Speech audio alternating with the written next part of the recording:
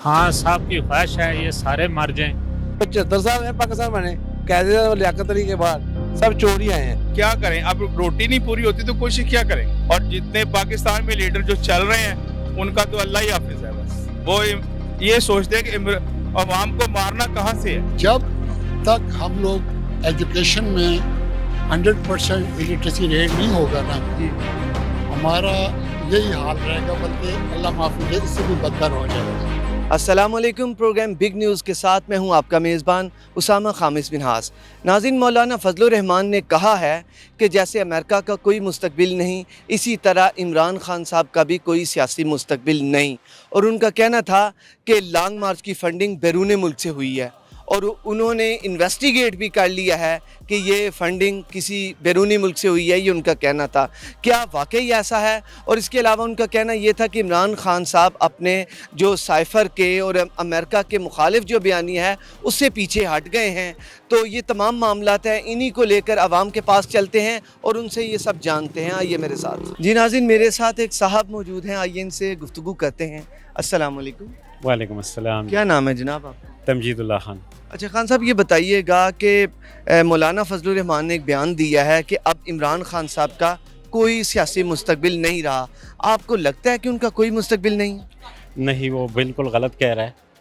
मौलाना फजल रहमान ख़ुद भी साकियों पे चला है अभी तक, अभी भी इस्टेब्लिशमेंट से मिला हुआ था। जितनी इस्तेजाजें कर रहा था खान साहब के दौर में, तो वो इस्टेब्लिशमेंट के कहने पे कर रहा था। तो अब तक ये मिला हुआ है, बात करता है, जो भी करता है बाहर की एजेंसियों के साथ मिला हुआ है। और खान साहब जो है उसने 23 साल मेहनत की है, ये अपना वोट बैंक बनाया है, लोग उनको अपना लीडर समझते हैं। इससे कोई फ़र्क नहीं पड़ता, ना इसने कोई ऐसी गलत बात की है, ना वो अपने बात से मुकरा है। अभी भी उसका बयान अगर आप देखें तो ऐसा बयान उसने नहीं दिया कि सैफर से वो मुकर गया हो। वो उसका रिकॉर्ड पड़ा है, सुप्रीम कोर्ट में पड़ा है, सदर साहब के पास पड़ा है, प्रेसिडेंट हाउस में पड़ा हुआ है, स्पीकर के पास पड़ा हुआ है। तो इससे कुछ फ़र्क नहीं पड़ता खान साहब के कैरियर पे। हाँ जी, फाइनेंशियल टाइम्स को जो इंटरव्यू खान साहब ने दिया है उसमें ये है कि उन्होंने कहा कि मैं अगर इक़्तिदार पर आता हूँ, वज़ीर आज़म बनता हूँ, तो मैं अमेरिका के साथ अच्छे ताल्लुकात रखना चाहता हूँ। मुझे आप ये बताइएगा, इसी बयान को लेकर मौलाना साहब ने बात की है कि फिर खान साहब के इस वजह से मुस्तकबिल ख़त्म हुआ है कि उन्होंने तो जिनके ख़िलाफ़ उन्होंने एक बयानिया बनाया था वो उन्हीं के साथ चलने की बात कर रहे हैं।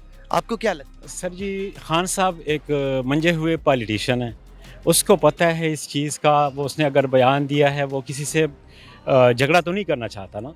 वो यही कह रहा है, अगर वो बयान जो पहले था साजिश का या दूसरा, वो भी उस वक्त रिलेटेड था इस बयान से। लेकिन यह है कि अब जो वो कह रहा है वो हालात तो ख़राब नहीं करता, अब मुल्क के हालात को देखता है, अपने अवाम के लिए देख रहा है कि इनके आगे हमें मुस्तकबिल चाहिए इनके लिए। तो किसी के से लड़ाई तो नहीं मोल लेता ना। अब मौलाना फजल रहमान कहता है कि इसने ये बयान दिया, ये अपनी बात से मुकर गया। वो मुकरा नहीं है अपनी बात से, वो अपनी उस जगह पे खड़ा है। लेकिन सिर्फ ये है, उसने पहले भी तो लड़ाई की बात तो नहीं की थी अमेरिका से, कि अमेरिका से मेरी लड़ाई है, अमेरिका अगर मैं पावर में आ जाऊंगा तो मैं अमेरिका के साथ ये करूंगा या वो करूंगा। नहीं, वो तो पहले भी कहता था कि हम अमेरिका के साथ रिलेशन अच्छा बनाना चाहते हैं, लेकिन बराबरी की बुनियाद पे। ये नहीं कि हम झुक के खड़े हों, जिस तरह ये PDM, सारा PDM झुक के खड़ा है और उनसे सब कुछ वो अपना मनवा रहे हैं। वही डूमार वाला सिचुएशन जो पहले था वो अभी भी PDM वालों के साथ है। लेकिन खान साहब कह रहे हैं कि नहीं, हम एक इज़्ज़त के साथ इनके साथ एक रिलेशन बनाएंगे और था भी और बनाएंगे भी मेरे दौर में। मौलाना साहब ने कहा है कि जो खान साहब की जो फंडिंग थी लॉन्ग मार्च की, ये बैरून मुल्क से होती है और हमने एक मुल्क भी हमें पता लग गया है कि जहाँ से उनकी फंडिंग होती थी। आप इस बारे क्या कहते हैं? सर जी, इस बारे में मैं ये कहता हूँ कि कम से कम 150 अरब रुपया अब भी दे के, 150 अरब डॉलर ये फ़ॉरेन ओवरसीज़ से हमारा आता है इस मुल्क के लिए। 4 अरब डॉलर मेरे ख्याल में दिया सऊदिया ने दिया था, किसी और ने दिया था। इतना हमें बाहर के मुल्कों ने हमें इमदाद नहीं दी जिससे हमारा मुल्क चलता है। जितनी ओवरसीज़ लोग हमें देते हैं, फंडिंग करते हैं, ये हमारे पाकिस्तानी है जो हमसे जान से ज़्यादा भी प्यार करते हैं, इस मुल्क से करते हैं। तो इसमें बिल्कुल वो गलत कह रहा है, उसकी बात ही गलत है। फॉरेन फंडिंग कोई हमें यहूदियों से तो नहीं हो रही, हमें कोई इंडिया से या इराक़ से या इसराइल से तो नहीं हो रही। फॉरेन फंडिंग जो भी है हमारे अपने पाकिस्तानी लोग हैं जो मुहब्ब वतन लोग हैं, इस मुल्क को देखना चाहते हैं, इस मुल्क की तरक्की देखना चाहते हैं, इस मुल्क के लिए काम करना चाहते हैं। मौलाना साहब फिर किस मुल्क की तरफ इशारा कर रहे हैं जनाब? वो मौलाना साहब का तो अपना ही कोई एजेंडा होता है और अपने एजेंडे पे बात करता है। अब उसकी तरफ हम नहीं जा सकते कि क्या एजेंडा है, क्या एजेंडा है, जरा नाज़रीन को बताएं। उसका यही एजेंडा है कि इस मुल्क में अफरा तफरी हो, ये मुल्क कभी बने ना, ये अपने पाँव पे खड़े ना हो। वो देखो कश्मीर कौंसिल का जब कश्मीर कमेटी का जब इजलास हुआ था, कभी इसने इंडिया के ख़िलाफ़ कोई बात नहीं की। मैं ख़ुद इस चीज़ का चशमदीद गवाह हूँ। जिस दिन ये कश्मीर कमेटी का चेयरमैन बना था नवाज शरीफ के दौर में, उस दिन मैं भी गया था वाघा बॉर्डर पे, इन उलमा के साथ में गया था। मौलाना जलील जान जनरल सेक्रेटरी है पेशावर का जी, उसको मैं अपनी गाड़ी में लेके गया था, बॉर्डर पे लेके गया था। मुझे पता है उस दिन इसकी अपॉइंटमेंट हुई थी और उसके बाद से लेकर अब तक इसने कभी भी इंडिया के ख़िलाफ़ मुँह नहीं खोला। तो ये इसने जो मराहत लिए एज ए कौंसिल के चेयरमैन के, वो भी इसने हराम खाया, हराम लिया है। ख़ुद तो ऐसा है, अब आलिमों को भी बदनाम रहा है, इल्म को भी बदनाम कर रहा है खुद। तो इमरान खान एक सच्चा आदमी है, ठीक है, दीनी इल्म उसका नहीं होगा, कम होगा, लेकिन उसका अमल अच्छा है। और आप उनके अमल से इल्म बगैर अमल के बेकार है। अगर इल्म बहुत ज़्यादा भी शैतान के पास भी था ना, उसने अमल नहीं किया, लेकिन उसने आप मुतमिन हैं खान साहब के इस अमल से? बिल्कुल जी। जो उन्होंने फाइनेंशियल टाइम्स को जो इंटरव्यू दिया है और कहा जा रहा है कि वो साइफर से वो जो मामला था वो है ही नहीं था, अपोजिशन का ये बयानी है। और अब जब फाइनेंशियल टाइम्स को इंटरव्यू दिया है तो वो अपोजिशन ये कोट कर रही है कि खान साहब अपने बयानी से पीछे हट गए हैं, क्योंकि वो कह रहे हैं साइफर था ही नहीं। सर जी, वो बात को तोड़ मरोड़ के पेश कर रहे हैं, मीडिया वाले भी और PDM वाले भी। खान साहब ने जो भी बयान पहले दिया था वही बयान अब भी उसका है। वो अपने बात से कभी ना मुकरा है ना पीछे हटा है। सिर्फ उसने ये बयान दिया है कि मैं अमेरिका के साथ आगे रिलेशन अच्छा कर। इनको दुख इसी बात का है कि इसने अमेरिका के साथ अच्छे रिलेशन की बात क्यों की, बस सिर्फ ये बात है और कुछ नहीं। इनको सिर्फ ये दुख है क्योंकि ये मौलाना साहब अमेरिका से वालों से कहता था कि मुझे सदर बनाओ, मुझे वज़ीर आज़म बनाओ, जो कहोगे मैं करूँगा। वो बात सबके सामने, मीडिया के सामने, सारे लोगों के सामने ये चीज़ें हैं। लगता तो कुछ ऐसा ही है। अब ख़त्म हो चुका है, अब ख़त्म हो चुका है उसका, क्योंकि उसको वैसे भी चोट लग गई और वैसे उसका दिमाग ख़राब है, क्योंकि वो गलत बातें करता है, उसकी लैंग्वेज अच्छी नहीं है। जितने भी ये डीलर है अपना, सॉरी, ये क्या कहते हैं उन्हें, लीडरान है, कुछ उनको बोलना चाहिए, तमीज़ से बोलना चाहिए। वो ओए ओए करके तो बोलता है उस पर खड़े होके अपने कंटेनर पे। अच्छा। तो उसको ज़रा तमीज़ से बोलना चाहिए। कोई भी है, चाहे कोई भी, हमारे लिए ये कुछ ज़रूरी नहीं है कि नवाज शरीफ है या कोई भी है, लेकिन लैंग्वेज अच्छी रखनी चाहिए। अच्छा, मुझे बताइएगा कि अगर खान साहब का सियासी मुस्तकबिल ख़त्म हो चुका है तो फिर और कौन सा ऐसा सियासतदान है आपकी नज़र में जिसका सियासी पारा बिल्कुल हाई है? नहीं, अभी तो मुझे तो कोई ऐसा नज़र नहीं आ रहा। तो फिर क़यादत कौन करे? मैं तो कह रहा हूँ आप ही कर लें तो ज़्यादा बेहतर है। नहीं, हम तो मीडिया वाले, हमने तो आपकी आवाज़ पहुंचानी है आगे। कौन सा ऐसा लीडर है? अभी तक जो भी आया ना उसने खाया है। जो भी आया है सब ने खाया है। आवाम के लिए कुछ नहीं सोचा किसी ने भी, सब ने खाया है। नवाज शरीफ है, खाए जरदारी है, खाए कोई भी है, आवाम के लिए नहीं कुछ भी सोच रहे कोई। सर, फिर आपके और हमारे बच्चों के लिए वो कहाँ से लीडरान आएंगे जो इस रियासत की भागदौड़ संभालेंगे? साथ को मीन कहाँ से मिलेंगे? बस ये अल्लाह पाक की कोई मौजा दिखा सकता है जो दिखाता है, वरना हमारे बस की बात नहीं रह गई। अब क्या हम खुद कोशिश नहीं कर सकते? कोशिश क्या करें? अब रोटी नहीं पूरी होती तो कोशिश क्या करें? खाना ही नहीं पूरा होता। हमारे पास इतना पहले काम का बटन होता था, अब काम होता ही कहीं नहीं है। अब दूर दूर देखें, काम नजर ही कहीं नहीं आता। जिम्मेदार कौन? जिम्मेदार ये हमारे लीडरान है, और कौन है? यही है। पहले इमरान खान साहब थे, इमरान खान साहब थे, उसके बाद ये शहबाज शरीफ आ गए, इन्होंने भी अखीर कर दी। ये भी जिम्मेदार हैं बिल्कुल। इस हमारे क्या किया जाए? हमने बच्चों के मुस्तकबिल के लिए, आने वाले जो नस्लें हैं उनको क्या हम दे के जाएंगे? क्या किया जाए? आप इसका हल बताइए। अभी हमारे समय में तो कुछ नहीं हल आ रहा। ये कि अल्लाह पाक को मौजज़ा दिखा दे तो दिखा दे। कोई क़यादत, नौजवानों की क़यादत आगे आए।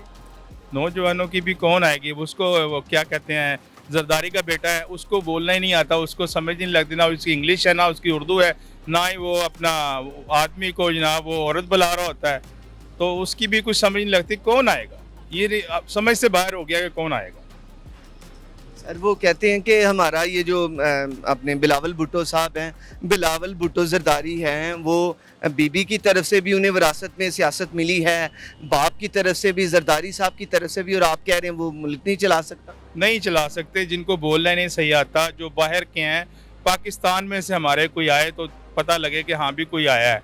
और जितने पाकिस्तान में लीडर जो चल रहे हैं उनका तो अल्लाह ही हाफिज है। बस वो ये सोचते हैं कि अवाम को मारना कहाँ से है, पेट्रोल से मारना है, महंगाई से मारना है, कहाँ से मारना। और रात दिन उनकी यही प्लानिंग रहती है कि अवाम को कैसे मारना है। बस वो ये प्लान करते हैं, ये नहीं सोचते कि अवाम के लिए बेहतर क्या करना है। बस यही हमारी तो यही रात दिन यही सोच होती है। पहले हम अपने बच्चों के लिए सोचें कि उनके लिए क्या कर सकते हैं। हम अपने बच्चों का हमारा पूरा नहीं पड़ता, किसी का क्या कहें। अवाम के लिए, हुक्मरानों के लिए क्या है, उनके लिए तो बस ये कि पैसा इकट्ठा किया और सब कुछ चल पड़े। यानी लीडरों से शिकवा आपको ये शिकवा महंगाई? बहुत, सबसे शिकवा, लीडर जितने भी हैं सबसे शिकवा है। वो पहले लीडर जनरल ज़िया, भुट्टो, ये लीडर थे। अब ये तो सब टोके वाले हैं, बस इनके हाथ में टोका आ जाए तो बस ठीक है, जब काटे जाए लोगों की। इसका निशाना आपके बुजुर्ग भी बने, उसके बाद आप बन रहे हैं, तो मैं फिर वही कहता हूँ कि पाकिस्तान आने वाले जो नस्लें हैं उन्हें क्या पाकिस्तान देगा, यानी हम क्या उन्हें देंगे? क्या हमें ऐसे लीडर का इंतखाब नहीं करना चाहिए जिनसे आपको ये ग्रीवियंस ना हो? बस ठीक है, लेकिन ऐसा कुछ नज़र आए तो फिर है ना। हमने तो मेरी उम्र 55 साल हो गई, कुछ नज़र नहीं आ रहा। कौन जो थे वो चले गए, उसके बाद अब सब लुटेरे हैं। चलें, आपका अंकल शुक्रिया। जी से मेरे पूछें, साथ अंकल एक जी और बेहतर बुजुर्ग बात मौजूद है। हैं, इनसे बात करते हैं। अस्सलाम वालेकुम जी। वालेकुम सर, आपने उम्र की बहारें देखी हैं, ये साहब कह रहे हैं कि कोई ऐसा सियासी लीडर नहीं है कि जिसकी तरफ से आवाम को कोई आसूदगी का वो लम्हात मिले हों, को आसूदगी के पहलू नज़र आएँ या पाकिस्तान की तरक्की उससे हुई हो। तो आप क्या समझते हैं कि बिल्कुल ऐसा कोई शख्स नहीं है? बेटा बेसिकली मैं I am a very pessimist person, ठीक है। पैवस्तर शजर से उम्मीदें बहार रख, ठीक है। बेसिकली जो कुछ हो रहा है ना वो हमारे अपने कर्मों का, ठीक है जी, और हमारे अपने जो डीड्स हैं ये उनको हम गोया काट रहे हैं। अच्छा, ठीक है ना। जब तक हम लोग एजुकेशन में 100% इलिटरेसी रेट नहीं होगा ना जी, हमारा यही हाल रहेगा, बल्कि अल्लाह माफ़ी दे इससे भी बदतर हो जाएगा। ठीक है। बिकॉज आप ये देखें भाई, जो वोट डालने वाले बंदे हैं, ठीक है जी, वो मतलब आई एम सॉरी टू से तो बिरयानी की प्लेट में वोट डालते हैं। ठीक है। तो दिस इज़ अ क्राइटेरिया। आप देखें, ये किसी भी मतलब एजुकेटेड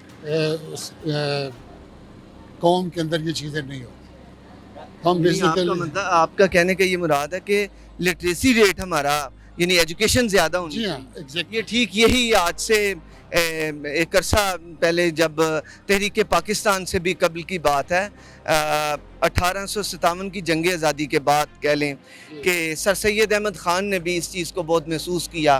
तो उन्होंने जो उस वक्त के मुसलमानान हिंद थे उन्होंने ये तरगीब दी कि आप अपना जो एजुकेशन रेट है उसे बढ़ाएं। आज भी वही ज़रूरत है। बिल्कुल सी चीज़ की ज़रूरत है, ठीक है जी।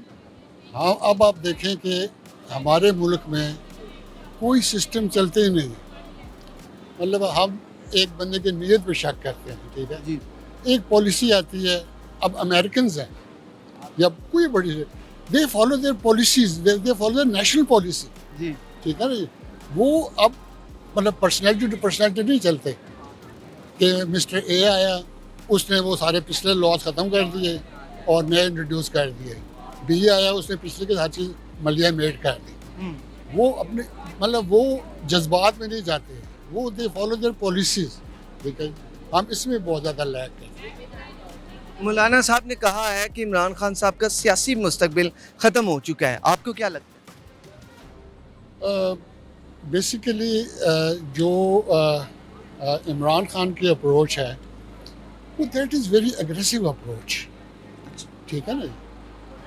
वो कि मतलब ही इज़ अ ट्रूथफुल पर्सन, ठीक है जी, इज़ अ राइट पर्सन, लेकिन ऐसी चीज़ें चलती नहीं है जैसे वो चाह रहे हैं, ठीक है। मतलब कि आप you can not slaughter a nation, ठीक है जी, अच्छी चीज़ के लिए। उनका जो है ना मतलब तरीक़ाकार वो इट्स वेरी मतलब जैसे हम जारहाना कहते हैं ना, उस किस्म की है, ठीक है जी। Whereas they always say कि जो रेवोल्यूशन है ना, जी ठीक है ना जी, वो कभी भी एवोल्यूशन को सरपास नहीं कर सकता. So evolution is always better. It is a slow process, लेकिन उसके जो रिजल्ट्स हैं दे आर वेरी गुड मेरे हिसाब से. क्या हमारे पास ऐसे पॉलिटिशियन हैं जो कि मुल्क की भाग दौड़ संभाल सकते हैं और अच्छे तरीके से इस रियासत को चला सकते हैं? 100%. वो कौन से? मैं आपको गिनाऊँ, ये इनका पीपल्स पार्टी के एक हैं मिस्टर खोसा. जी मिस्टर खोसा, हाँ जी, लतीफ़ खान को। लतीफ़ खोसा, जो लॉयर भी है. जी he is a very sensible person. Aitzaz Hasan is a very sensible person. ठीक है. सो ऐसे बंदे, इनकी मतलब टीम क्यों ना बनाए. अच्छा सर, ये बताइएगा कि खान साहब ने फाइनेंशियल टाइम्स जो अखबार है उसे इंटरव्यू दिया है फाइनेंशियल टाइम्स को, कि उसमें उनका ये कहना था कि अगर मैं वज़ीर आज़म बनता हूँ तो मैं अमेरिका से अच्छे रवाबत का ख्वाह हूँ. तो उनकी जो अपोजिशन है खान साहब की, वो ये कह रही है कि खान साहब अपने जो बयानिया है उससे पीछे हट गए हैं. आपको क्या लगता है? यार ये एक और, ये बहुत एक सोर पॉइंट है. ठीक है जी, कि हमारे मुल्क में हो क्या रहा है.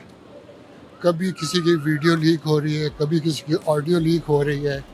एक बंदा बयान कुछ दे रहा है, ठीक है जी, उसको मरोड़ तोड़ के कुछ और उसमें पेश किया जा रहा है. इमरान खान का जो एक है ना, उनका जो आइडिया है वो ये है कि हमें गुलामी नहीं चाहिए. ठीक है ना, हम इक्वल टर्म से बात करें. Not these American.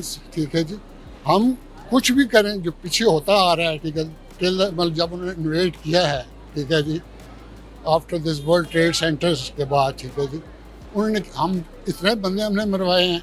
And again they were saying do more do more do more. Basically Imran Khan यही चाह रहे हैं कि हम इक्वल फुटिंग से उनके साथ करें. We should not be begging them. ठीक है, उनसे एड शेड न लें. ठीक है जी. और इस तरह के मतलब वो चाह रहे हैं. और इनका बिल्कुल इमरान का स्टांस बिल्कुल ठीक है. दुरुस्त है स्टैंड? बिल्कुल स्टांस ठीक है. चलिए, बहुत शुक्रिया आपका राइट शुरू करने का. नाज़रीन, यहाँ पर लेते हैं एक छोटा सा ब्रेक और ब्रेक के बाद दोबारा हाजिर होंगे.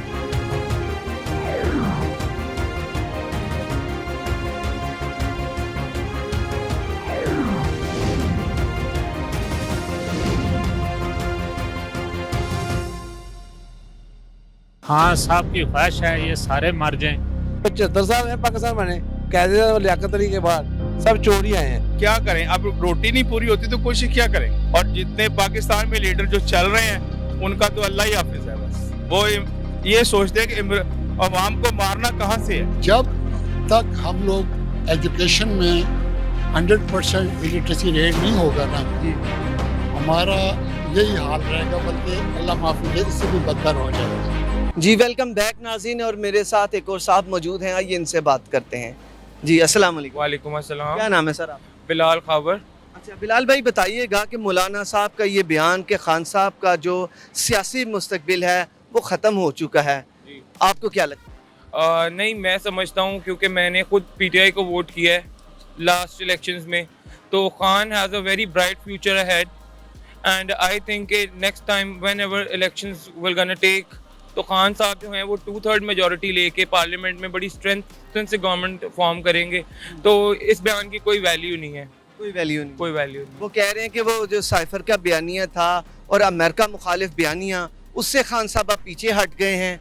आप क्या समझते हैं इस बात? देखिए, politics is all about playing the taking right action on the right place. तो हर पॉलिटिक्स को जैसे सूट करता है. पाकिस्तान में बयानिए की ही एक जंग होती है, तो Khan Sahab is winning it right now. So what's your opinion about that? I think Khan Sahab is leading all the polls. Recently जितने इलेक्शंस हुए हैं उनमें उन्होंने तकरीबन 75% सीटें जीती हैं. तो ये सब बता रहा है कि खान साहब का जो बयानिया है वो अब दिलों में तो है. तो डेफिनेटली ही विल विन. आपका बहुत शुक्रिया. Thank you. हाँ साहब की ख्वाहिश है ये सारे मर जाएं. किसकी और मैं ख्वाहिश बस है? रह जाऊं. खान साहब की. अच्छा, इमरान ये खान. सारे मर जाएं. नवाज शरीफ बीमार है वो मर जाए, ये जरदारी बीमार है ये मर जाएं, फजल रहमान साहब बेचारे वो भी बीमार हैं वो भी मर जाएं, तो मैं बादशाह बन जाऊँ बस इस मुल्क का. बस मैं ही रह जाऊंगा इंशाल्लाह. वो यही सोचते हैं बस. सर सारे ही बीमार हैं. मौलाना साहब भी आपने कहा बीमार हैं, नवाज शरीफ भी बीमार है, सारे बीमार ये खान साहब लीडर। बीमार नहीं ना, खान खान साहब को भी तो जनाब गोली लगी है, वो तो लगी है ना, उनकी गोलियां लगी। बस मुझे तो इतना पता है, बस उनकी ये ख्वाहिश है ये सारे मर जाएं, बस मैं ही रह जाऊं। हाँ, तो अल्लाह बेहतर करे इस मुल्क के लिए। खान साहब को भी ख्याल करना चाहिए कि बस जब से माशाल्लाह आए हैं इस मुल्क में सुकून को नहीं रहा। अच्छा, इस मुल्क में वो सुकून कैसे नहीं सर? है, बिल्कुल नहीं रहा सुकून। उस दिन से देख लें, सुप्रीम कोर्ट को भी इन्होंने हर वक्त कुछ ना कुछ मसला बस इन्हीं का, इन लोगों का ही चल रहा है, और तो काम ही नहीं रहा इस मुल्क में, सारे काम इन्हीं के ही रह गए हैं बस। अब फ़ौज की तरफ भी ये बढ़ रहे हैं कि फ़ौज भी अल्लाह ताला माफ़ फरमाए कि ये उसको भी गलत कह रहे हैं, और सुप्रीम कोर्ट को भी हर वक्त इन्वॉल्व किया होता है कि आ जाएं जी, आ जाएं, हमारे लिए करें, हमारे लिए कुछ करें। तो बस अल्लाह ताला करम फरमाए, ये मुल्क बच जाए। ये सब लोगों को अपनी अपनी सर जब बड़ी नवाज शरीफ साहब का टाइम था तो मुझे याद है कि जीटी रोड पे वहाँ पे एक नारा लगाया गया था, वोट को इज्जत दो, तो उन्होंने भी तो वो नारा लगाया था। फौज के खिलाफ नहीं था, वोट को इज्जत दे एक, लेकिन इन्होंने तो नाम ले लेके अब तो ये पीछे कोई बात ही नहीं रह गई। ये तो कल को आर्मी चीफ पर भी कोई पर्चा करा देंगे। असल में जो बात इमरान खान साहब बता रहे हैं ना, वो लोगों को रियल जो हकीकत है ना ज़िंदगी की, उससे वो बता रहे हैं। वो जो हकीकत होती है ना, वो इंसान के दिल तक पहुंच जाती है, और जो सच्चा इंसान होता है, ईमानदार इंसान होता है। आप अगर इस्लाम की तारीख को देखें ना, तो जितने भी मतलब बड़े लीडर आए जिन्होंने मतलब इतने फतवात किए, उनका वो ही था कि वो सच्चे लोग थे, वो ईमानदार थे। जो सच्चा और ईमानदार होता है उसके लिए अल्लाह तबारक ताला इंसानों का जो दिल है ना वो नरम कर देता है। तो सच्ची बात है हमेशा इंसान के दिल पर असर करती है। इमरान खान जो बात कर रहा है एक आम आदमी की और सच्ची बात कर रहा है, जो आए से पहले किसी लीडर ने नहीं की, क्योंकि हज़रत अली अलैहिस्सलाम का फरमान है, कौल है, जब वो खलीफतुल मुस्लिमीन बने हज़रत अली अलैहिस्सलाम, तो उन्होंने कहा कि मेरी काबीना में कोई भी कारोबारी शख्स मेरा नायब नहीं बनेगा। लोगों ने जब आपसे पूछा ये इसका क्या मतलब है मौला अली शरीफ से, तो आपने फरमाया कारोबारी इंसान पहले अपना फ़ायदा देखता है फिर दूसरों का देखता है। इमरान खान को हम ज़ाती तौर पर बहुत अच्छी तरह से जानते हैं। उसने आज तक अपने फ़ायदे के लिए नहीं किया, वो जो भी करता है एक आवाम के फ़ायदे के लिए, एक आम गरीब के फ़ायदे के लिए, आम किसान के फ़ायदे के लिए। वो मतलब बात जो सच्ची बात हो वो ज़ाहिर बात है इंसान के दिल पर जाती है। और है कि हुकूमत ख़त्म होने की, इमरान खान की जो हुकूमत है वो लोगों के दिलों पर है। लोगों के दिलों पर जो हुकूमत है वो कभी कम नहीं होती, वो कम होती है जो झूठी हुकूमत हो। ये आने जाने वाली हुकूमतें बदलती रहती है, लेकिन इमरान खान की हुकूमत लोगों के दिलों पे, हमारे दिलों पे हमेशा कायम रहेगी। सर वो खान साहब के जो अपोनेंट्स हैं वो ये कह रहे हैं कि खान साहब ने तोशा खाना से चोरी की है वो, और उसके कम पैसे में लेकर उसे महंगी बेची है। 28 करोड़ पे तक कहा जा रहा है कि वहाँ तक वो बेची गई है, और 2 करोड़ उन्होंने हुकूमत के जो ख़जाने में पे किए। 28 करोड़ जो कि वो बंदा भी उमर फ़ारूक, उसने ऑन रिकॉर्ड ये बात की है। असल में बात ये सारी ये सियासी ये होती है, ये एक दूसरे को नीचा दिखाने पॉइंट स्कोरिंग, आप पॉइंट स्कोरिंग के लेकिन लिए। सर जिस बंदे को वो सामने आ गया मीडिया में कि भाई मुझे बेची है खान साहब ने 2 करोड़ से तोशा खाना से उधर से ली और 28 करोड़ मेरे से लिए। हम आवाम इसको बिल्कुल झूठ मानते, क्योंकि जिस बंदे ने बचपन से लेकर अब तक ईमानदारी की है, शौकत खान में पैसा एक पैसा मतलब लेके आके उसने ईमानदारी की। उसने एक छोटी सी घड़ी के लिए बेईमानी करने का क्या जरूरत थी। सूबा सराज में उसकी गवर्नमेंट, इधर पंजाब में उसके गवर्नमेंट, अरबों रुपए उसके सैन से मतलब जाते आते हैं। वो अगर उसने करना होता तो अरबों रुपए की करता। ये छोटी मोटी ये तो इन्हें को कुछ चीज़ मिली नहीं तो वो लेके आ गए। ये तो कोई मतलब ऐसी बात नहीं, ये तो अगले बंदे पे बिला वजह का एक इल्ज़ाम है। आप इसे इल्ज़ाम समझ, ये बिल्कुल इल्ज़ाम है। ये तो उन्होंने इलेक्शन कमीशन ने भी तो उन्हें इसी वजह से वो डीसीट किया, यही वजह थी। वो इलेक्शन कमीशन भी उनका आदमी है, वो पता वो नून लीग का बंदा है।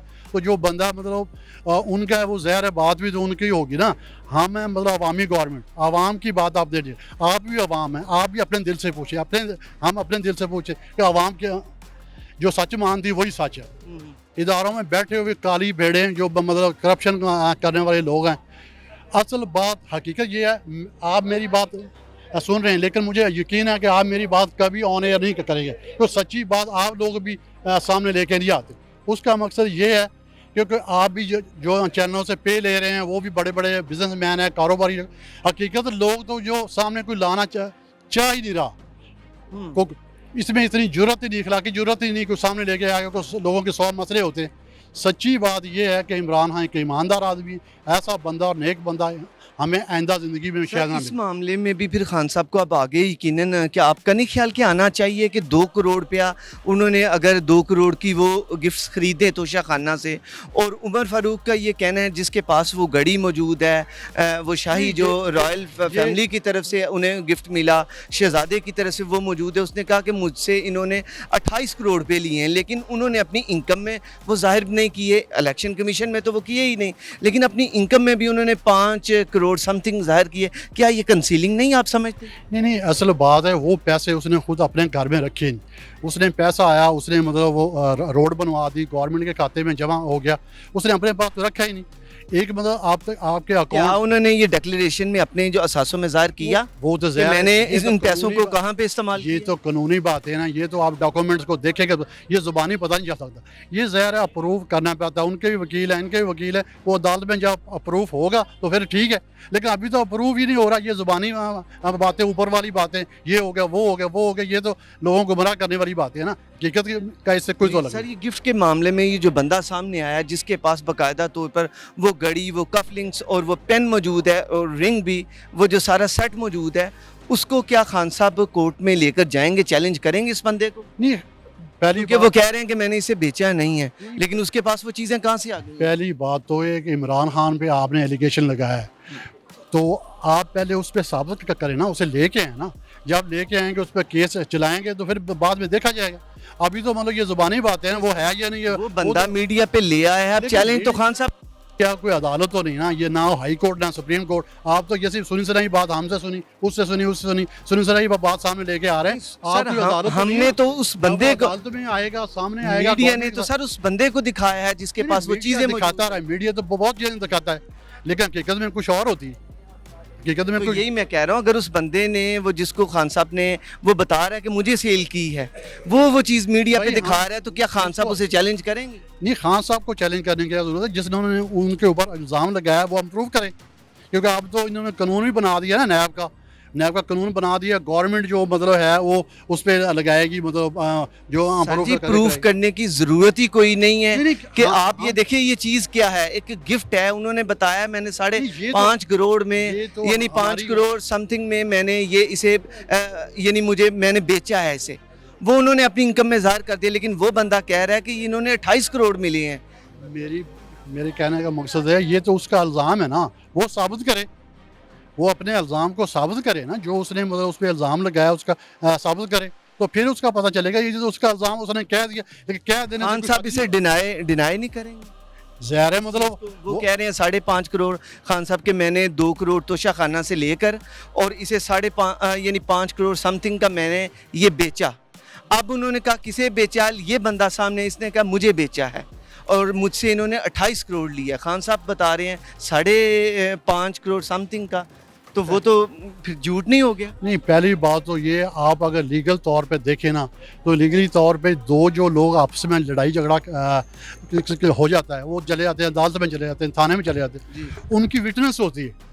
जब तक कोई थर्ड पार्टी विटनेस नहीं देती उस वक्त प्रूफ नहीं होता, उस इल्ज़ाम है हाँ साहब लगाया, वो जब कोई थर्ड पार्टी क्लियर नहीं होगा तो फिर, लेकिन ये इतना बड़ा इल्ज़ाम है यानी जिसके पास अरबों रुपए हैं, अरबों रुपए का मतलब बिजनेस है, कारोबार है, वो चंद लाख रुपए का हम नहीं ये मानते, अवाम हम में से कोई भी इस बात को मानने की तैयार नहीं।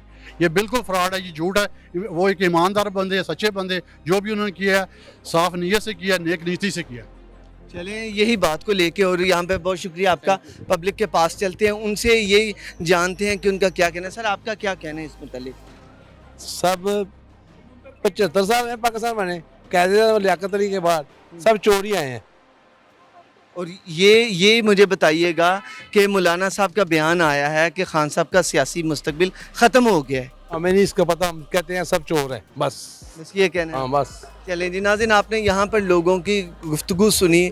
जिस मामले को लेकर हम पब्लिक में गए थे उनका यही कहना है कि खान साहब का मुस्तकबिल वैसे ही है, बल्कि पहले से ज़्यादा वो पॉपुलर होते चले जा रहे हैं। और ये जो मौलाना फजलुर रहमान साहब जो कि ये बयान दे रहे हैं, उनका अपना मुस्तकबिल नहीं है, लोगों का ये कहना था। और उन्होंने कहा कि ये इस बंदे ने मुल्क के लिए क्या किया मौलाना साहब के मुतालिक।